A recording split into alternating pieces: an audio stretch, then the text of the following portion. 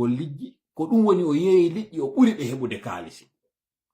O heɓi kadi on sonnajo tawnoɗon ko iwɗo e ɓeygure marɓe kaalisi, donc tawi si ɓe yeeyino liƴƴi ɗin ɓe soodayno kanŋe, ɓeygu makko oɗo tawi no andirano tawgol kadi no mari kanŋe. Hiskil oɗo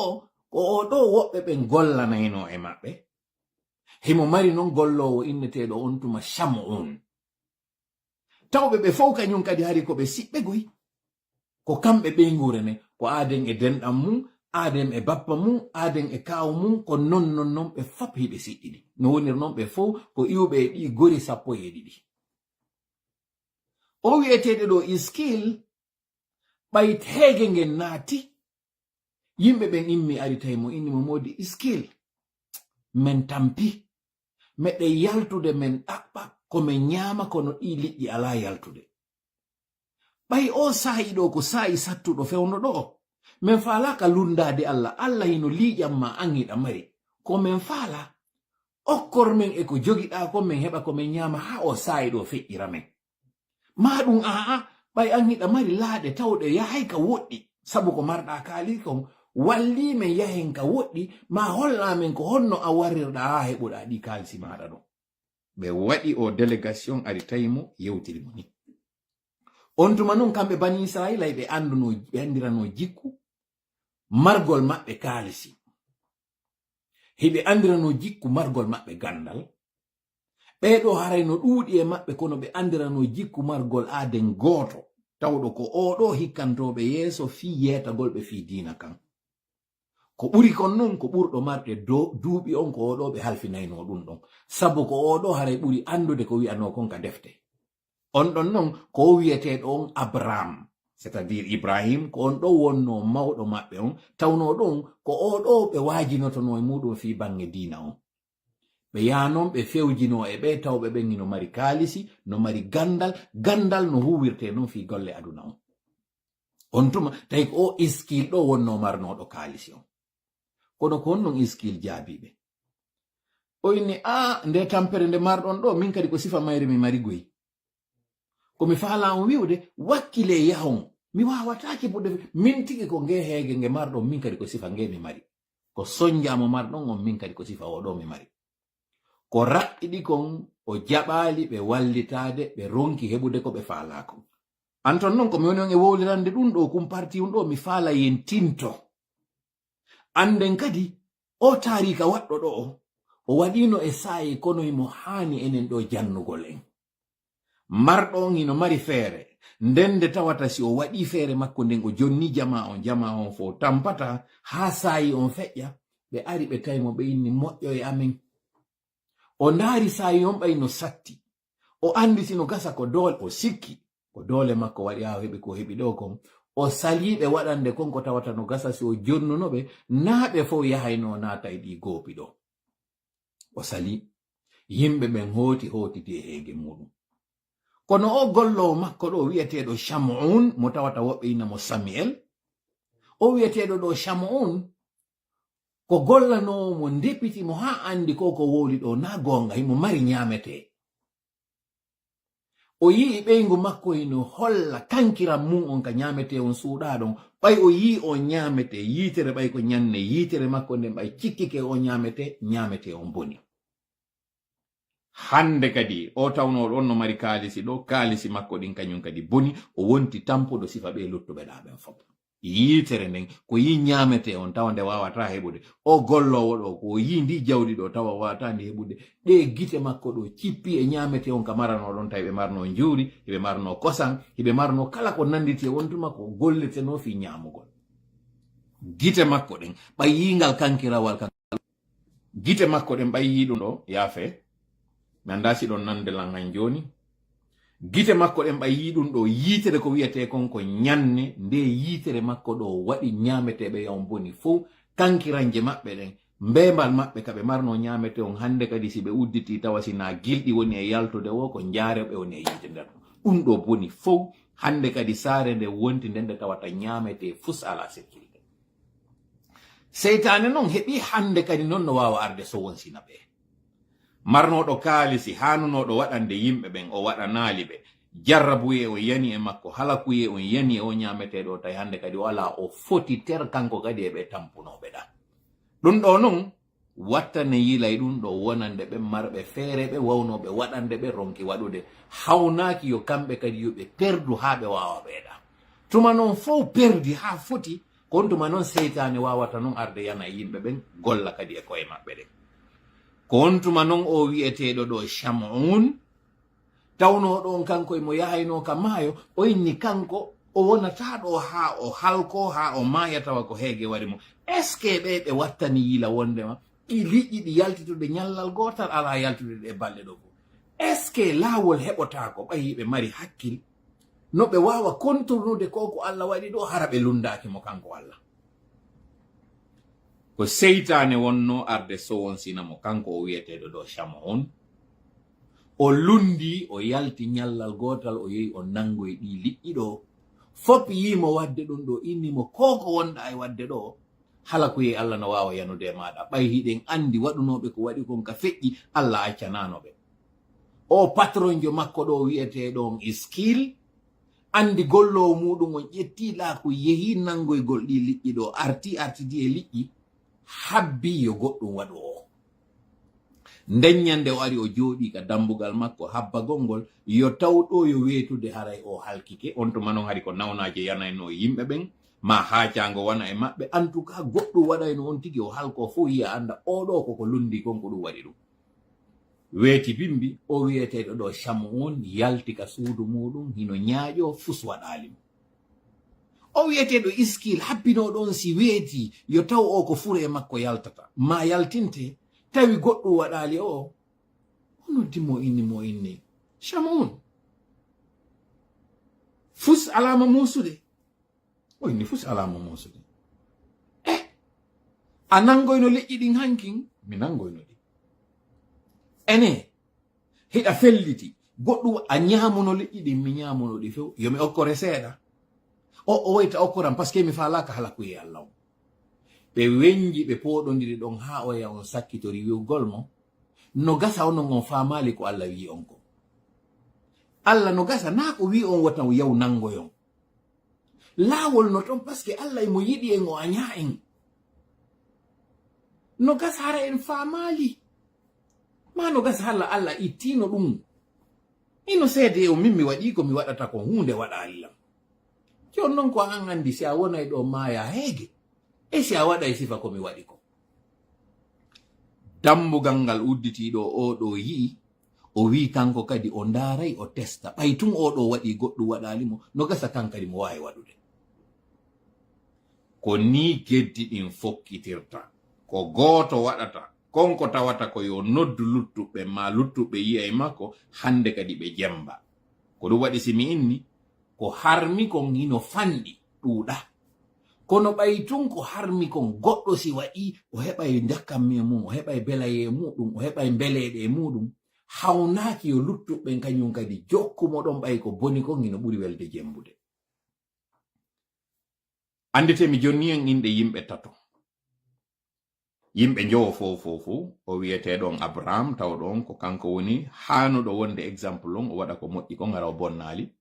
mi jonni en kañum kadi inde wiyeteɗon Bunyamin. mi jonni en kañum kadi inde o wiyeteɗon Harun. Harun ko golli dow wonnun e Shamun. Bunyamin ko golli dow wonnun e Shamun. ɓe ɗo ɗiɗo sen itti mawɗo on tawɗon kanko catégoriquement o inni o natta e ɗi geddi ɗo o yatanogoy kadi o wawa nangoyde kanko ko habbiɗo yo adde o jonne heddike joni hakkunde sukaɓe nayo feddeji ɗiɗi o wiyeteɗon ɗo Shamun o udditi dambugal geddi ɗin o udditi pankare on o patronjo makko ɗo tawnoɗo ino andirano hankin jaw oɗo tawtimo donc tampuɗon e marɗo woni kan goto. hande kadi noon heddike tampuɓe goo o wiyeteɗo ɗo Bunyamin e o wiyeteɗo ɗo Harun seytane no sowonsinde ɓe fiyoɓe immoɓe yaɓe tawtoya ɓeeɗaɗi ɗo kono wiyeteɗon Harun o ndaari mawɗo on ko waajimo kon o anditi wondema wonugol ngol muñño ko Allah wi kon e muɗum no ɓuri o sali yawgol tawta ɓeeɗa ɗiɗo kono o wi'eteɗo ɗo Bunyamin tawɗo kanko o towa duuɓi moƴƴa pay kunkun ko ɓuri kon omo ɓe innayno on tuma Bunyamin ko tawɗo on ko on ɓuri wonde fanɗuɗo on e duuɓi ɓe innamo Benjamin. O wi'eteɗo ɗo Bunyamin réunion on ɓay waɗi ɓeeɗa wowli inni menen men waɗi de goɗɗum waɗali men ko men faala joni ndaren solution ko honno wawirten contournude ko Allah waɗi ɗo haray lundaki mo hara heege warali en ko on tuma non goɗɗo e maɓɓe fewji on tawɗo on ko wi'eteɗo ɗo Shamu'un e o tawɗo on ino marno gandal fi ko honno liƴƴi nangirte o inni en innama asewe wata en nangu ɗi liƴƴi hiɗi arde futoro juma on ɗi hoota futoro asewe on si en darino ko wawete waɗude woɓɓe inni ko sankeji maɓɓe ɗin ɓe wonno e addude ɓe weƴƴita ɗi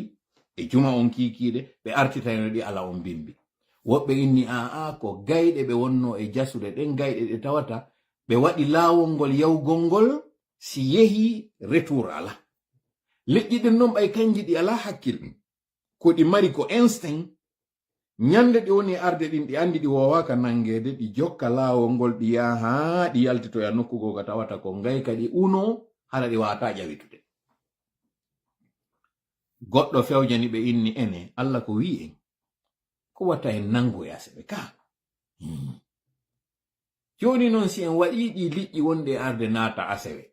tawa ɗi wawata yaltude en aranoyiɗi ala est ce que haray koye asewe nanguɗen ɗi fanɗuɓe doole ɓen fanɗuɓe hakkille miiju e gomɗinal wi ka tigi tigi haray dey na e asewe nanguɗen ɗi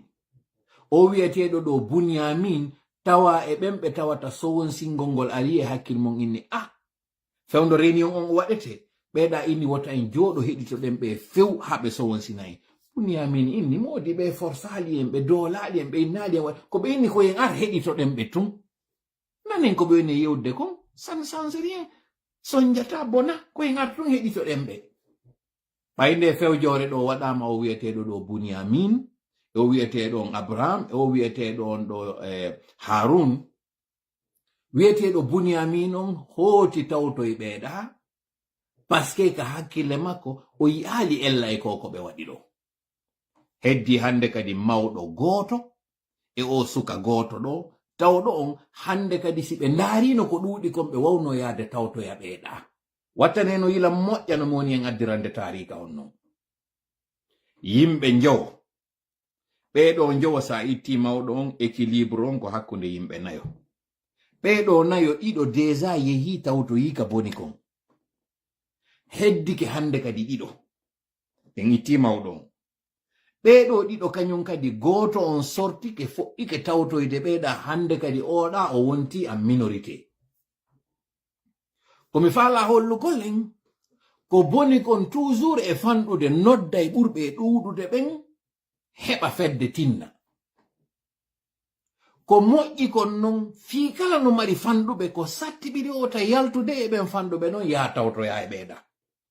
naa fiiɓay jama on fof hammiri e salndu wooturu ko ndun salndu ɗum woni wondudu e goonga on wonde yimɓe hino ɗuuɗa e fedde kono hara ɗuuɗugol maɓɓe on hinaa e goonga ɓe woni jon non ko an suɓoto a luttay ka fanɗuɓe ɓen woni ɗon minal qalilum ka a yahay tawyaka kathirun ko an andi o non wi'eteɗo ɗo Harun o jokki mawɗo on ko waajimo kon fii kala na mawɗo woni e tawtude ɓe e nder yewtere nen ɗo o yi o miññirawo makko no yaa tawta ɓe ɗum suninimo moƴƴa o wawno wiide ɗon awa joni ɓay fof jaɓi ɓay joni fof waɗi ɗo min kadi yomi tawtu mi yeggita o mawɗo ɗo o towi duuɓi o anda hakkille o sotti kono o wiyali ɗum o noddi o wi'eteɗo Bunyamin oni Bunyamin accimi lando ma ɓeeɗo ɓe fokkiti yawgol e ɗi geddi ɓe wi'ima ɗi liƴƴi ɗo hina e asewe ɗi nanga joni accimi landoroma hakkil ɗi liƴƴi ɗo na asewe ɗi nanga kono si tawno ko ɓe waɗi ɗo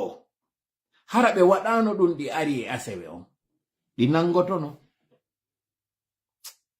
Bunyamin juuɗi miijiti inni ɗi nangotanoko o fankide taw o inni joni Bunyamin mi faala joni hollude ma ɗo goɗɗum. Ɗi guyanji ɗi ɓe waɗi ɗo, si tawi ɗi guyanji maɓɓe ɓe waɗiɗi e alati on, ɓe aroyi e tenen on bimbi, ɓe tawai liƴƴi nder ton, oyni o owe. Si ɓe aroyi e alarba on, ɓe tawai liƴƴi nder ton, oyni o owe. Si ɓe aroyi e alkamsa on, ɓe tawai liƴƴi nder ton, oyni o owe. Fii honɗum non e alati on bimbi ɓe ari tum ɓe tawi ton liƴƴi. O gini o fanki. Wa Bunyamin, ɗi liƴƴi ɗi ɓe woni arande ɗo e alati, ko liƴƴi asewe ɗin, ko ɗon ɓe waɗi ɗi nanga. Kala yewɗo waɗoy ɗum ɗo yo andu o lundike yamuri e Allah on. Allah okkori mo kutu, o heɓi ki hakkil ko yewtiri Bunyamin ɗo, o yilti Bunyamin yawgol tawtoya ɓeɗo. Joni woni ɗiɗo, woni ɗa tato. Kono sen itti mawɗo on, woni ɗiɗo contre ɗiɗo. Mo kala e maɓɓe yalti non joni yewtugol jama mum on e noddugol ɓe konko tañƴini ko ɗum ɗon ɓuri moƴƴande jama on. Tan on fuɗɗike en nangude ɗo mi accéleratinna par ce que mi faala yewtude moƴƴa fi makko kanko. Ɗe non feddeji ɗiɗi waɗuɗi ɗo, woodi ɓen tawtuɓe ɓeeɗa wattiyade nangoya ɗi liƴƴi ɗo ara ƴettoya ɗi e alati on bimbi. Ɗi liƴƴi ɗo non seulement heege iwani ɓe kamɓe ɓeeɗa ino weela kañum. Neɓaali ɓe watti yeyde ɗi liƴƴi hande kadi ɓay non liƴƴi no lelli e hoɗo ngon, hande kadi foftay ko kamɓe woni arde soodana. Ɓe heɓi kaalisi udditaniɓe ha seytane on non fayin watti arde sowon sina ɓeeɗa. Parce que si ɓe saggini liƴƴi maɓɓe ɗin hiɓe juɗude ɗi, ɗum ɗo hara no uurude ɓeeɗa. Si ɓe arti kikiɗe ɓe jogi ɗi mbuuɗi maɓɓe ɗe kanŋe maɓɓe ɓe limude ɗeɗo, tawa seytane sowin sinde ɓeeɗo. Ko onnum ɓe yimɓe ɗa waɗi. Ɓeyni moodi ɓay wonugol ngol jogo hoore mum e ɗum ɗo no satti. Mahi yewten ɓe taw waajo ɗen ɓe. Ndaren si ɓe jaɓay ko wi'uɗen kon. Anten non e wi haa ɗo ko feddeji ɗiɗi woodi. Ɓen tawɓe ɓen ɓe salike fewɓe ɗurnike yawgol waɗa ɗum ɗo, ɓe wakkidi habbagol ngol e sattende nden. E ɓe tawɓe ɓen ɗo ɓe waɗi bonnere arander nde feƴƴi, ɓe waɗi ɗimmere feƴƴi, ɓe waɗi joni non haa yimɓe yi'i jembiɓe inni, odi Allah waɗata hay fus. Sina ɗum o nangayno ɓe, o ala ɓe nangude, parce que ɓe lundaki. Sen ndaari tigi tigi en wattani ila, ɓe waɗali goɗɗum, donc ala ko Allah nangirta ɓe. Ɓeeɗa ko on ɗum waɗi. Ari yewtiɓe wi, a bone moɗon. Lette Allah ɗen no arde goyi. Siɗe ari non on daɗata. On tuma ɓe waɗi hoggo, ɓe mahi maadi hakkunde maɓɓe ɓeeɗa fiwata ɓe yiw, ko ɓeeɗa woni heɓude kon e ko ɓeeɗa wadde kon. Fi honɗum, seytane o landaki kanko saabi. Kanko ko landi ko dambugal ngal yo ande suudu ɗum no mari. So yi baafal ngal ko seririyejo ya joni o moƴƴino ya ollaki ma mo andi poñar mo arata o bonna saabi baafal ngal o naata. Jon non fiwata ɓe sowon sine, ɓe mahi maadi hakkunde maɓɓe ɓeeɗo, fii go'o lette ɗen ɓay ɓe andi ko ɗe neeɓi woɗe aroyey, fiwata ɗe lette ɗo tawe ɓe kamɓe kadi, ɗimmel muɗum fiu koko tawata ɓe weela ɓe yiide ɓeeɗo le kañum no haari no heɓude kaalisi, wota yaw nyande go ha seytane sowon sinaɓe ɓe yaɓe tawta ɓeeɗo. Ɓe mahi ndi mbaadi ɓurndi e towude. Ɓeeɗa non joni tawi ko honɗum waɗata, ko ƴawgol kadi ka maadi ton bugo ƴi'e liƴƴi ɗin e maɓɓe, ma ɗum ƴawa dow ton defa ñaama ŋoño holla ɓe wondema menen meɗen haari onon hiɗon tampi, woni ka tampere moɗon ɗon. Woɓɓe non wonduɓe e maɓɓe ɓe tawata faalama tawtoyde ɗa, ma no tawti ɓeeɗa faalaka arde ɗa ko honɗum waɗi. E wi ko feddeji ɗiɗi ɓeeɗo sorti non hande kadi nangi yawgol yewtoya ɓe wonɓe haɗude ɓenɗa. Koɗon non fuɗɗitoɗen non yewtere nden Allah won daali. Wa idha qalat janta tuma nde wi'unno ummatun fedde go minhum e maɓɓe fewti wonɓe waajade ɓe wiɓe lima ta'iduna ko honɗum waajortoɗon qawman yimɓe ɓe tawata Allahu Allah muhlikuhum ko halkowoɓe aw ma ɗum mu'adhibuhum ko lettowoɓe adhaban lette shadidan sattude. Ko honɗum mi faala wiwde en ɗo, sa fokkintini dartagol wonɗo e bonnude on, ko golle moƴƴe wonɗa waɗude. Wona ɗo yewtede on hino wawi salade nanangol ma.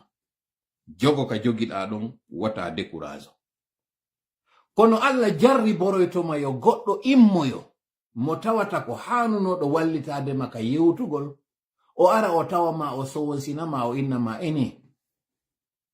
an a sikku a waway ko luttuɓɓen fo ronki, ka an a sikku a dolnu ɓur luttuɓɓen fo. Kon ɗum itantoɗa ko tawatay ɗarini on ɗuɗayi ɗon tampude fi on ɗum wajortoɗon ɓeɗo. Sen ƴetti misalngal ka fewndiɗen ɗo, no wodi ɓen aroɓe inna ene an a yali ko waɗi kon gibi tan Sekou Touré, a yali ko waɗi kon tan Lansana Conté, ene an iɗa sikka ko luttuɓɓen fo gaynali kon ko an gaynata ɗum, an ko an itta sadaka. Ene kon ɗum dartanta ɗon senerde ɓeɗo ɗon andi ɓeɗo kadi feƴƴay joni. Woɓɓe goo kadi ara ene onon on anda ko bimbi kala ko nange yaltuge wo ko ngel lilante. Ɓeɗo kadi fi maɓɓe on feƴƴay joni. He wota on darto accite jaɓen ɗum ɗo feƴƴay joni. Ene onon on faala wadde hoore mon sadaka. Aliou ka memminiɗo Aliou an a yaali ko Alaji Sellu waɗa kon, an a yaali ko Sidiya waɗa kon, an a yaali ko Kaari waɗa kon. He wota dartano ɓe yimɓe. Ɓe yimɓe fi maɓɓe on ko lanno ɗum ta dartano ɗum. Fi Guinéen jo on gasata selu. Ene kon nun an piranta Guinéen jo mo tawata o dartanta ko hay hakke makko fi hon ɗum. Ɓeɗo ko ɗum ɓe ari ɓe waɗi. Joni non mi fala yen ɓendin hakkil moƴƴa eno ɓe ardiri ɗo non. En andi e wi ko feddeji ɗiɗi. Nde ɗo non fedde yaltitude ɗo, nde ari nde tawi wonɓe wajade ɓen, nde yewti nde inni fi on ɗum wajorton ɓe bonnuɓe ɗa. Donc hakkille meɗen enen e wi'a ɓeɗo ko e nder moƴƴuɓe ɓen ɓe jeya, ko ɗum sikketen. Parce que ɓe wi kon ɗum wajorton ɓen ɓe tawata no woniri wo Allah halkayɓe ma letta ɓe. Ɓe wiyali kon ɗum wajorton men menen. No ɓe ardiri non, ɓe ardir wasi awa ɓe moƴƴoto woni e ɓeɗa, ɓe yetoto ɓe woni wotta on tampin hoore mon. No wawi wonde. Kono jomiraɓe gande go wi'i ɓeɗo ko ari ko wi'ugol siko gonga ko wi'uɗon kon ɓe goɗɗum waɗayɓe. Kon ɗum a wajorton ɓe. Siko gonga on wi'i Allah hino wawi halkude. Siko gonga on wi'i Allah no wawi lettude. Kon ɗum waɗanton Allah golle makko ɗin awa. Siko gonga on wi'i Allah lettay Allah halkay. Ɓe halkaka taw, ɓe lettaka taw. Est-ce que en réalité konko on ɗon e wolde ndarte hoore mon seeɗa? No wawi wonde ko ɗum ɗo ɓe ardiri.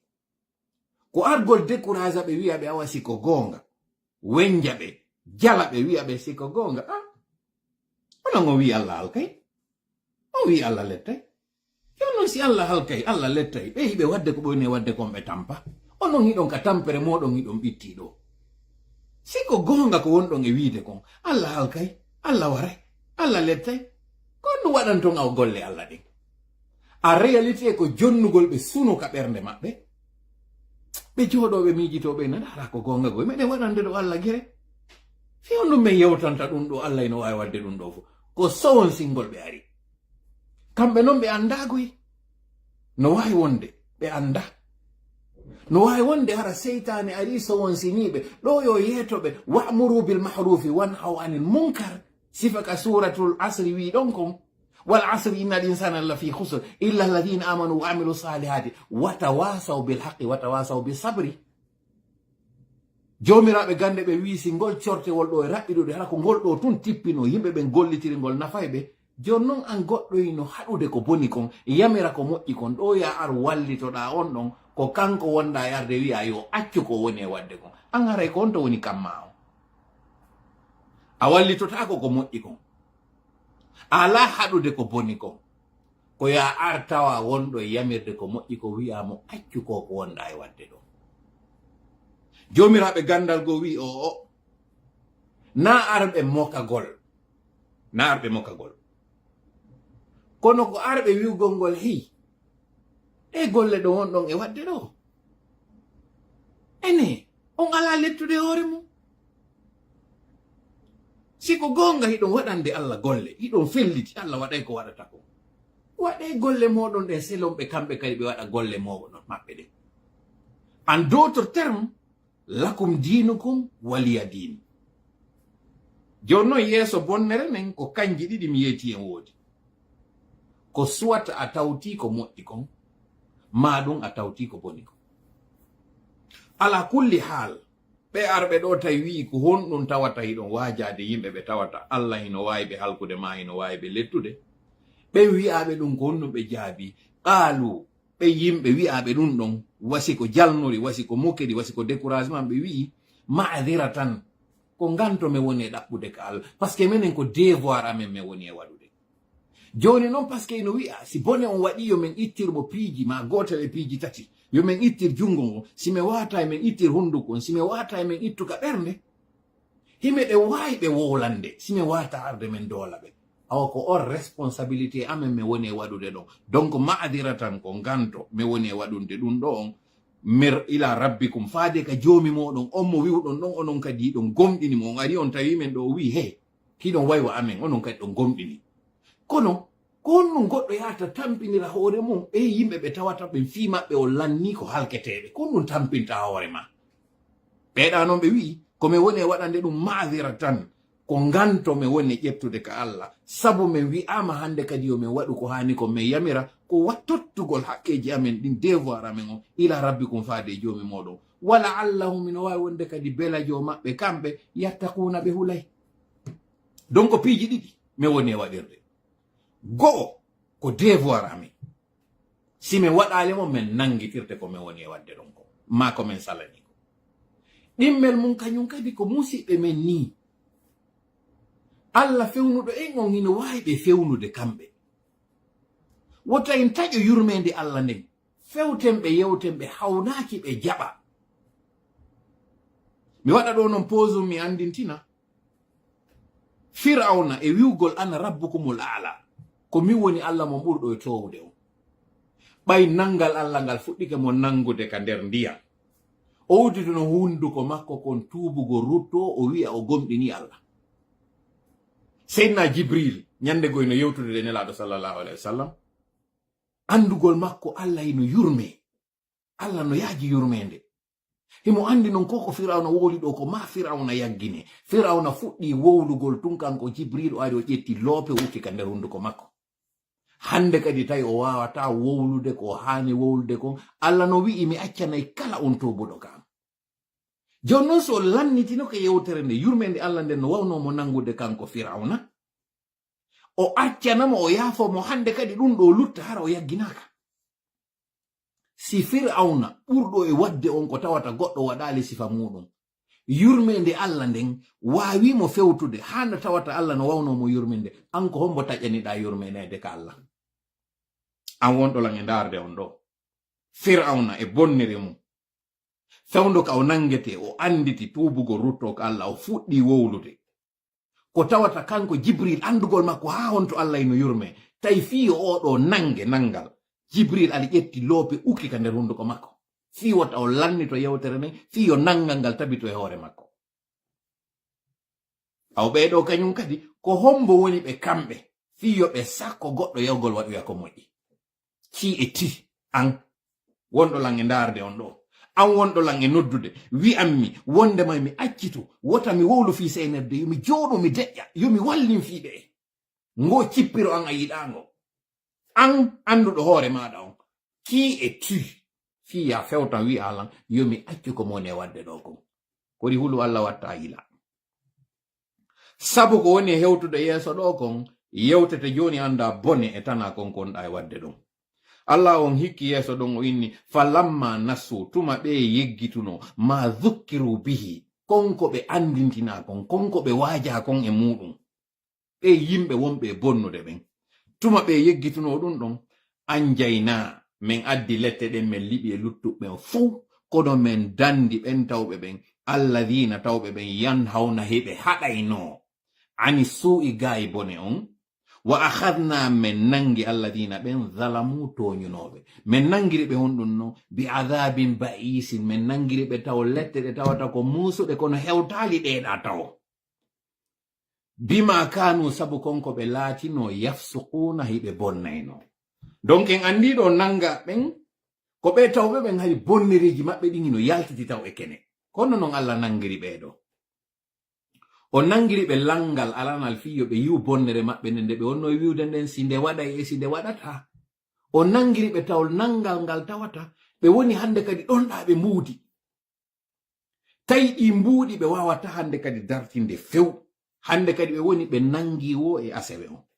fi hon ɗum client ɓe tawi no noddude ɓe inna ɓe ene liƴƴi ɗin meɗen haton jini ɗi adde haysi hande kadi kamɓe ɓe faala accitude ko ɓe woni e wadde ɗo tawi ɓe wata accitude donc nangal ngal noon woni hande kadi tawi ɓe yi'ata ɓe nanata ɓe ɗonɗa haysi ɓe heɓi museni haysi ɓe mari nawnare ko nde nawnare maɓɓe fuññugol maɓɓe ɓe yaadata ka maayo ɓe nangoya ɗi letti donc tawi lette maɓɓe arane ɗen ko tawgol ngol mbuuɗi ɗin hikkike yeeso ɓe yiwtiri ɓaawo hande kadi ɓe wata dartade ko ɗiɗo woni lette maɓɓe arande ɓe yati heɓude ɗen mi fillo Allah ka o faandi ɗo ɓay ko lette ɗiɗi o addi wa akhadna alladina men nangi ɓen zalamu toñuɓe bi adabin men nangiri ɓe ba'isin lette tawɗe hara ko jasuɗe ko musuɗe bima kanu sabu konko ɓe laatino yafsukuno hariɓe foson inayno kono ɗum Allah andini ɗum ɗo on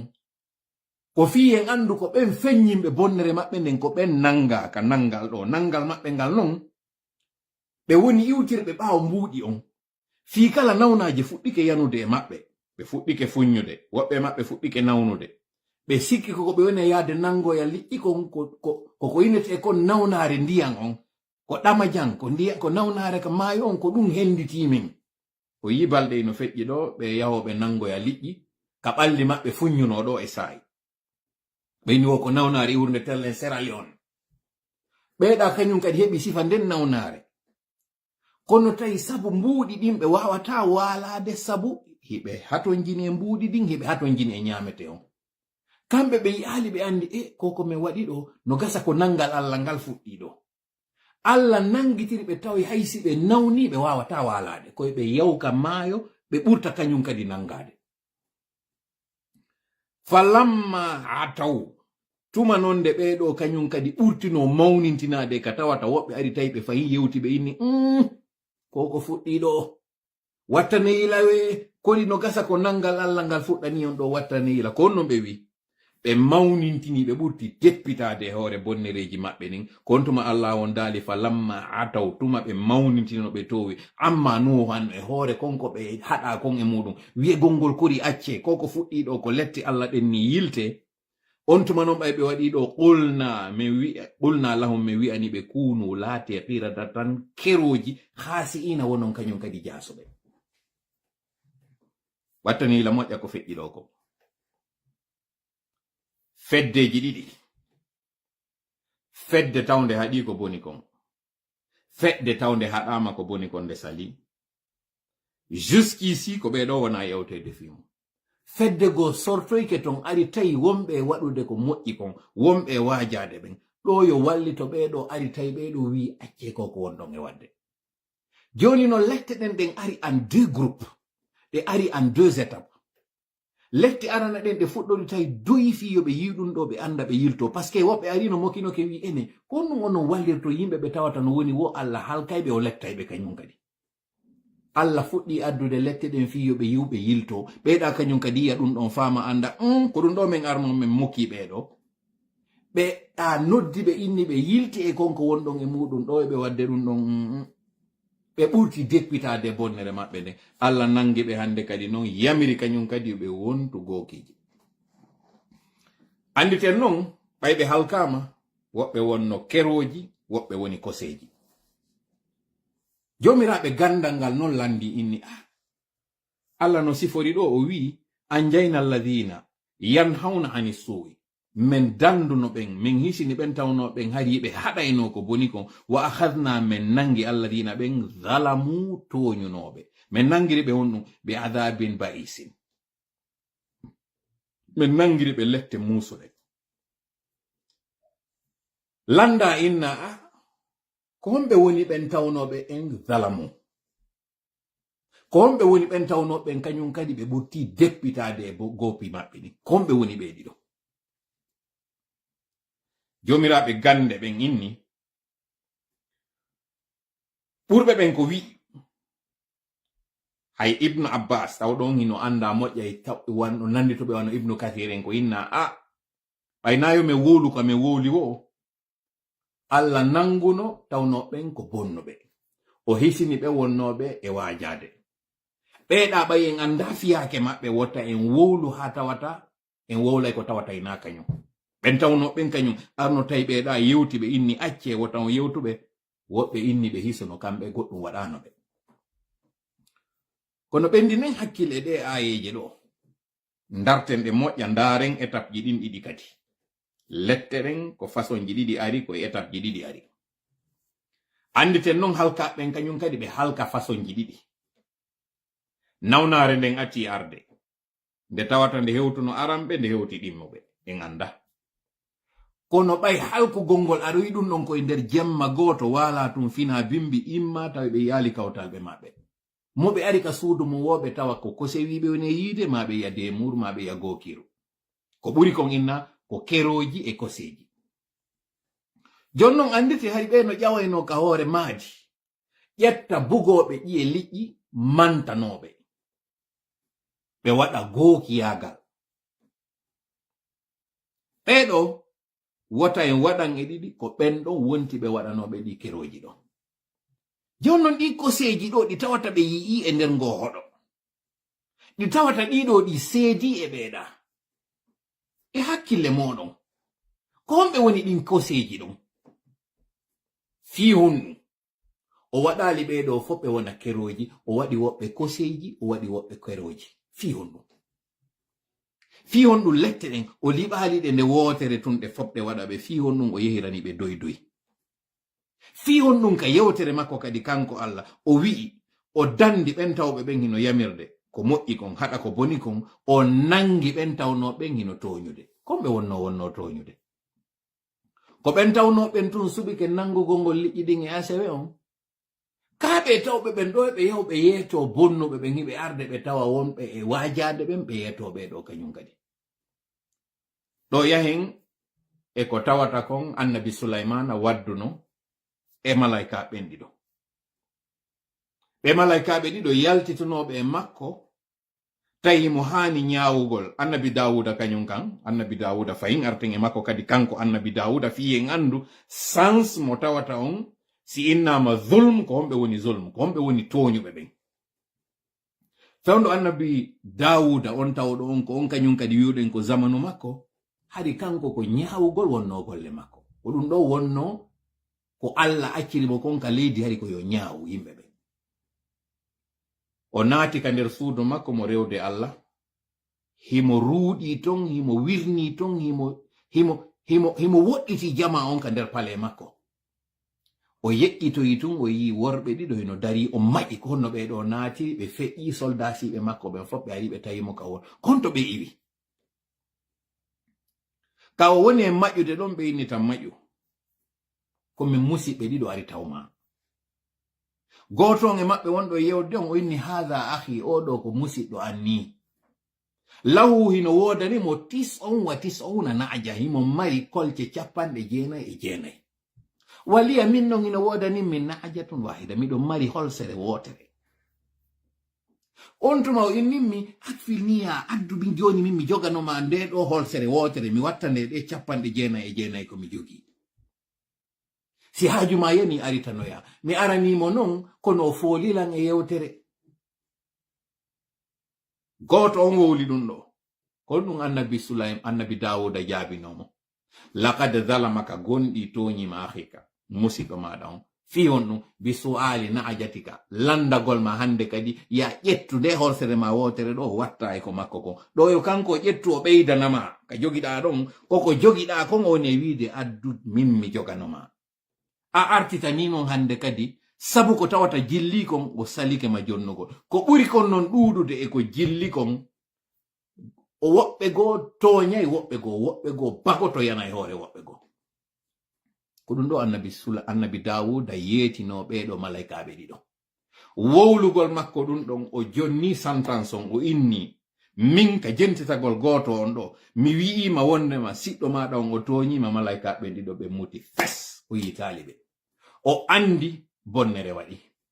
o andi o bonni.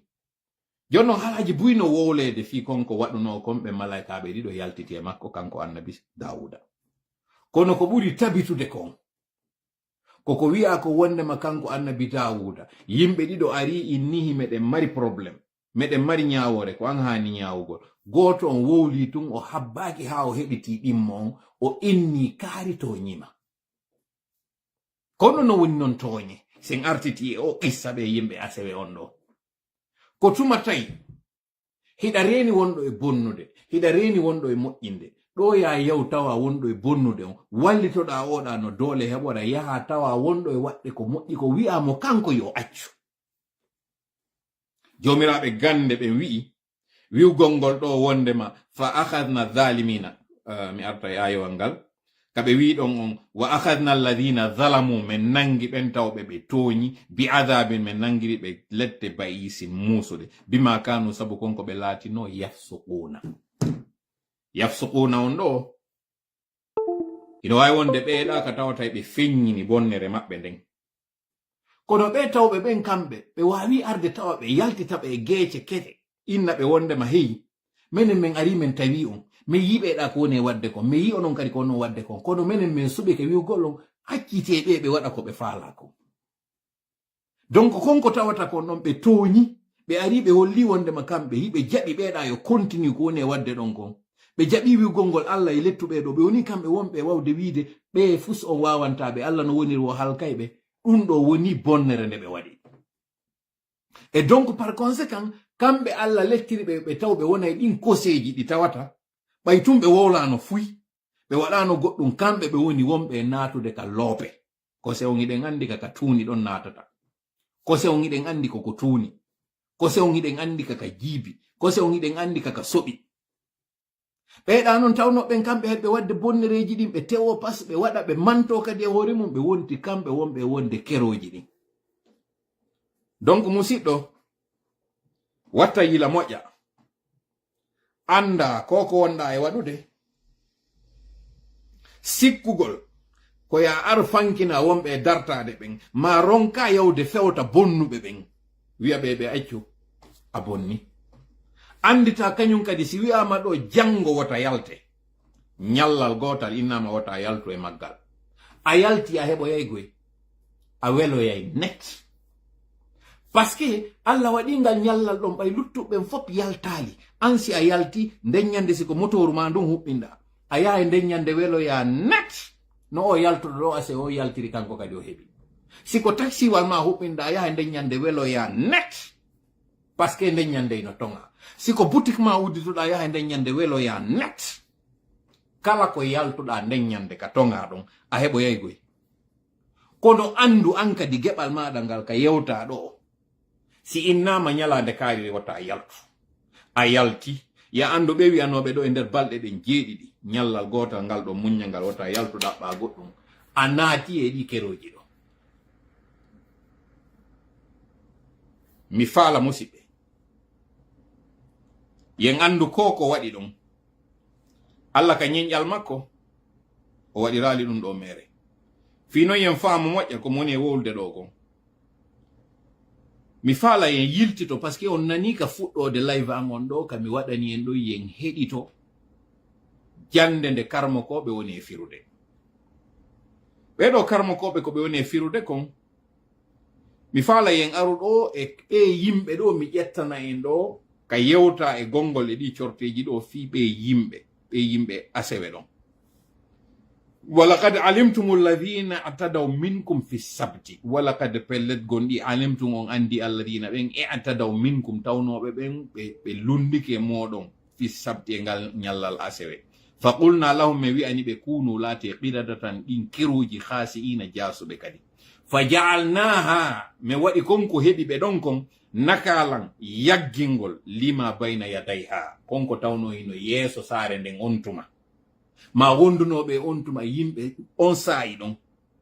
mi waɗani ɓe ɗo yaggingol wama khalfa e konko wonno ɓaawo saare nden kawtal ɓe saare nden on tuma ma ɗum kala ɓen tawɓe aroyay kadi yeeso on saayi ɗon sifa enen ɗo ni ɗum ɗo wonani en ko yagginte wa maw'idatan e mbaaju lil muttaqina wonande ɓen kuɗoɓe Allah ɓen Allah o waɗali hay alifu goto ka nder alqur'ana mo tawata o waɗirali mo ɗon fi goɗɗum